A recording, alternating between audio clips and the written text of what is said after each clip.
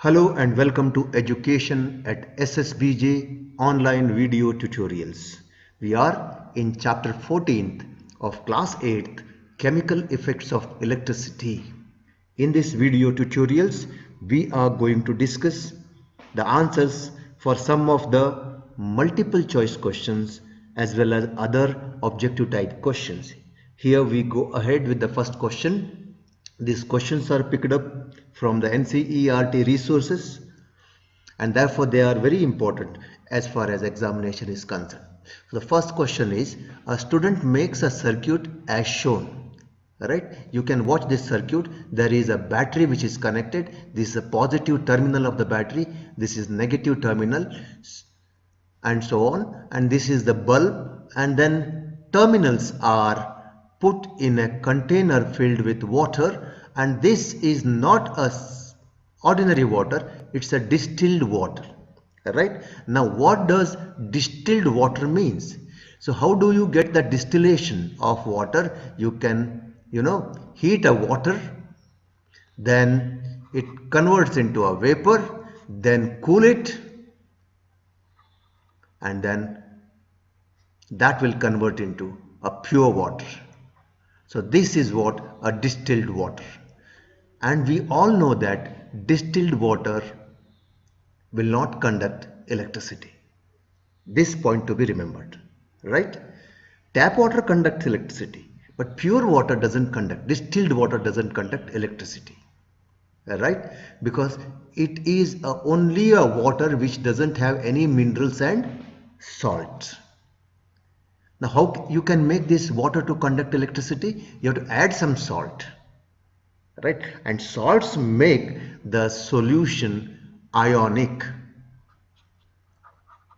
means it will contain ions, and the moment ions are present, the electricity flow. So therefore he notices that the bulb does not glow. What changes in the circuit will help to glow the bulb? Should we add a pinch of sugar, or cool the water, or heat the water, or add pinch of common salt?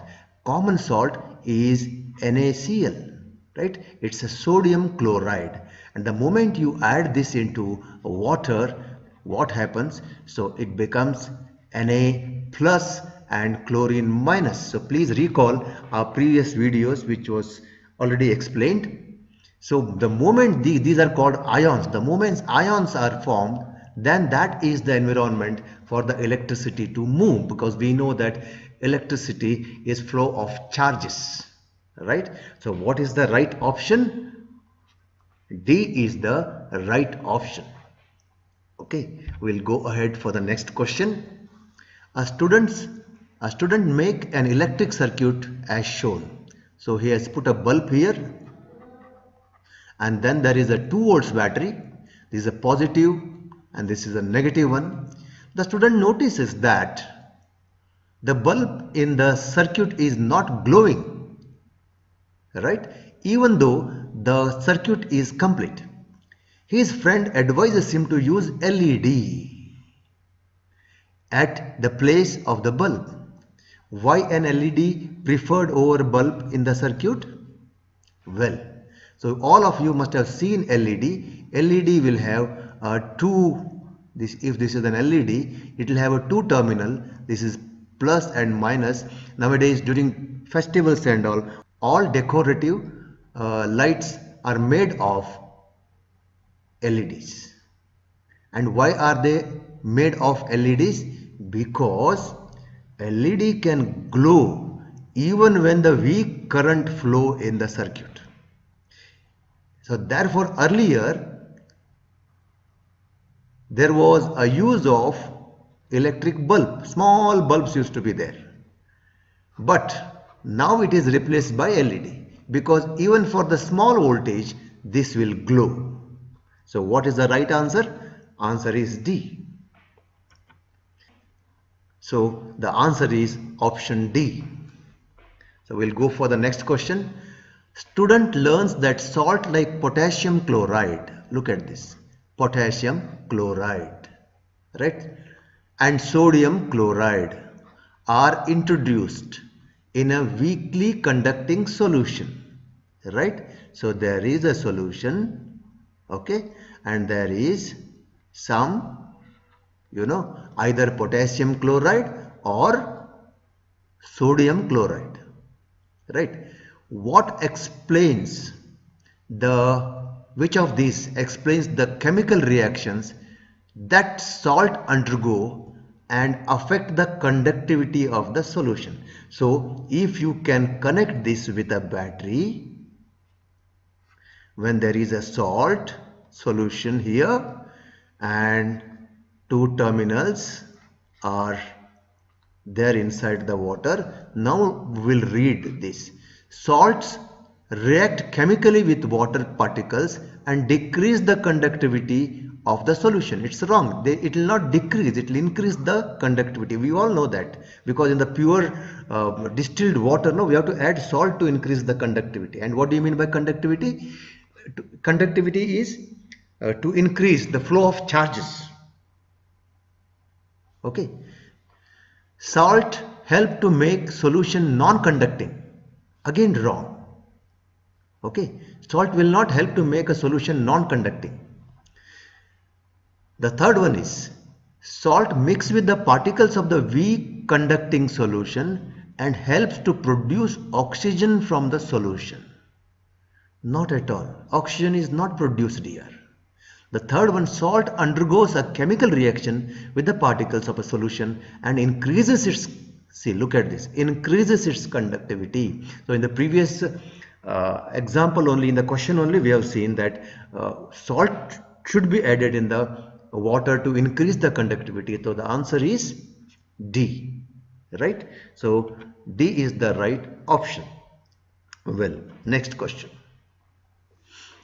A student performed electrolysis of water that results in the release of hydrogen and oxygen gas, right? So electrolysis of water. Please recall, we have already studied that, and when we do electrolysis of water, we get oxygen and hydrogen separated, right? And they are separated in these chambers.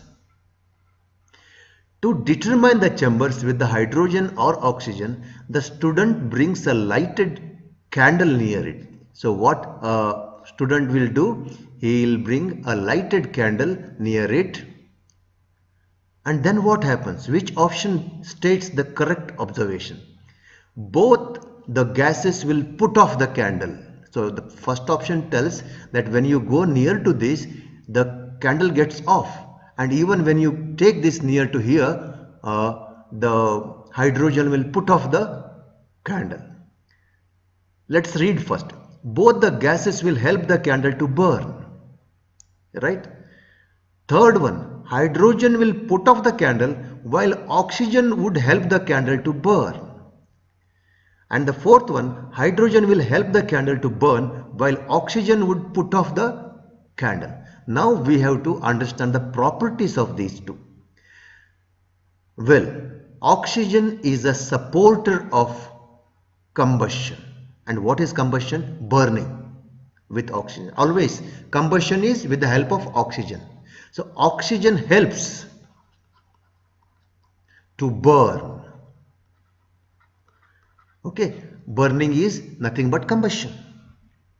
So if there is no oxygen, the candle will not burn on its own. The wax will not melt and then start evaporating and then get into the flame. Right?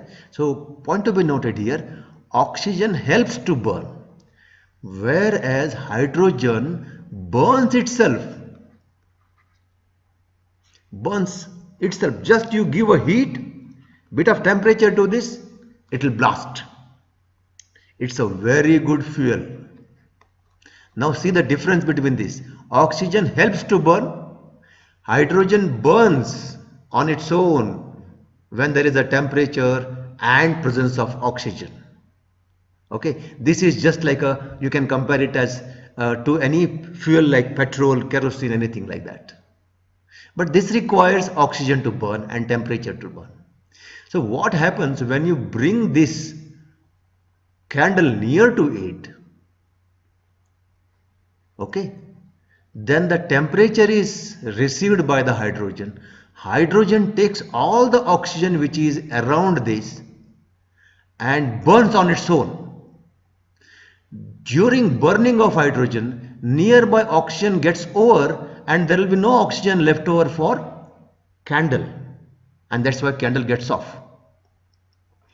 Whereas here, if you bring this candle nearby it, candle requires oxygen to burn, so it will continue to burn, right? So please remember that why the candle gets off, because the oxygen which is required by the candle around this is consumed by hydrogen to burn, and there will be a pop sound,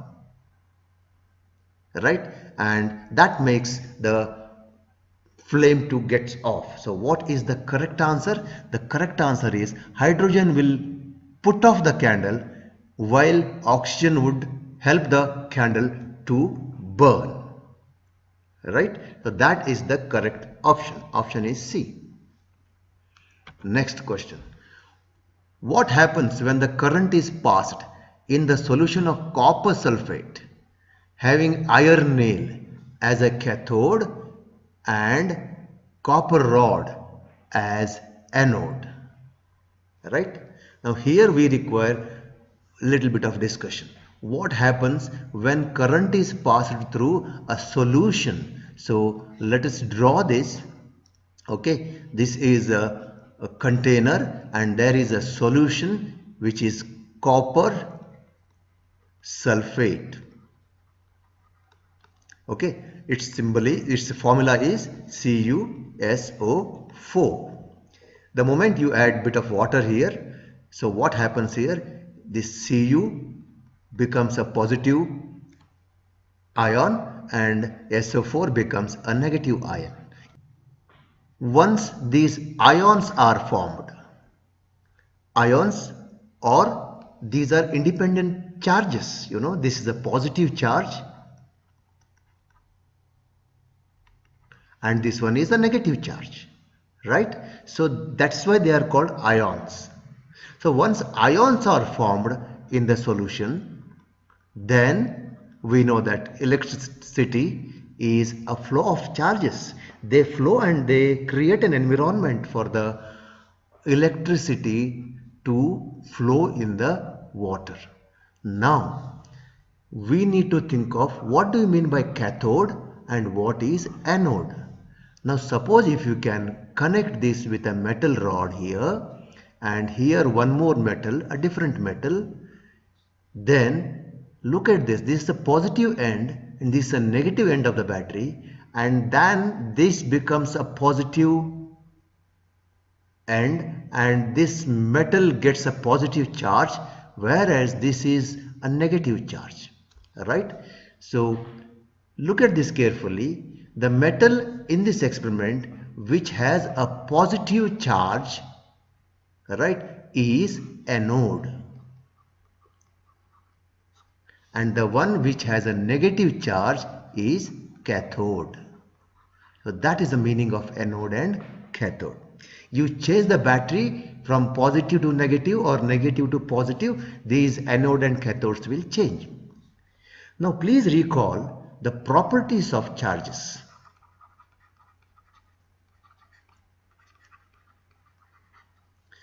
And what is that important property of charge? Like charges repel, they move away, and unlike charges attract. Okay, now look at this. This is a positive charge and this is the negative charge, right? And then in the solution, copper is the positive charge and sulfate is the negative charge. Now tell me, copper being a positive charge will be attracted towards the negative charge. So which is the negative charge? Cathode, right? So this copper will move towards cathode and the sulfate will move towards anode because it's a negative charge, anode is the positive charge. right? Now we'll go for the options. Copper forms a layer on the iron nail. Okay, now iron nail is cathode.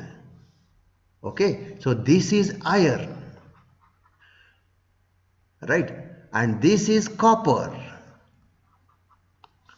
rod as anode, because please look at the statement here. Copper is anode, iron is cathode. So what we have understood now is iron being a cathode, it is a negative charge here because it is connected to the negative terminal, right? And therefore it attracts a positively charged particle from the solution, that is copper. So copper will go and deposit on the iron, and that is what we have studied,